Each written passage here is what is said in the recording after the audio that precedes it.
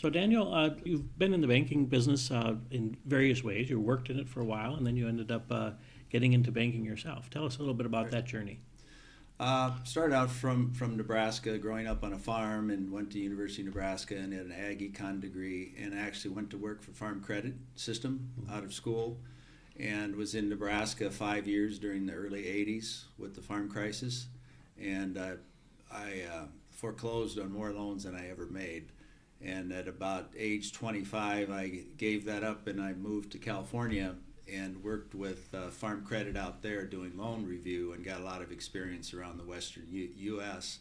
And met my wife out there, who's from Minnesota, from Albert Lea, and we got married out there, and she brought me back to Minnesota. I was unemployed, living in my father-in-law's basement, and doing some farming with my brother-in-law. And I finally said, well, that wasn't going to work, so I got a job with the local bank, and had the experience. I didn't really want to go back into lending to farmers because I'd been through the fire in the '80s.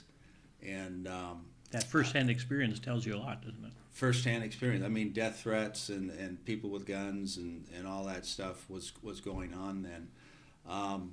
But I got into banking, and then the bank ownership changed, and it gave me a real opportunity to move up with a young owner, and he got into RTC assets, the Resolution Trust, after the savings and loan. Meaning investing into RTC assets? Or? Right, into loan pools. So we bought distressed loan pools around the country, and we were only a $26 million bank.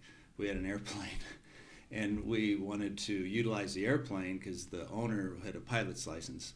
So we would buy loans in California, Florida, D.C., New York, and we would fly out there to do due diligence, and we got to use the plane, so the plane was appropriate within the bank. Sure. And the plane went from a single engine to a twin to a turboprop, and we expanded that, and I really enjoyed that part of learning to buy things at a discount and fix them up and sell them. Sure. So that got some background experience. Now that owner eventually went broke, and I had predicted that with what he was doing. He had purchased a mortgage servicing company in L.A. with 50 employees, and we were flying to L.A. every month, and it just wasn't sustainable for a small bank, and also had an aviation company and bought and sold old jets, and that whole thing fell apart. And about the time 9/11, a lot of the older jets weren't allowed to fly because of the air restrictions. Sure. So a lot of the collateral there became worthless, and that kind of took him down. And I started a new career then as a bank consultant, because I was firsthand experienced with how to maybe not do some things. And that brought me into meeting other bank owners and kind of building my network. I did that for 3 years, and I did asset liability management and credit review. And from that I met Nancy, who owned the bank in Heartland, Minnesota. And I started working with her first as a consultant and then as a board of director.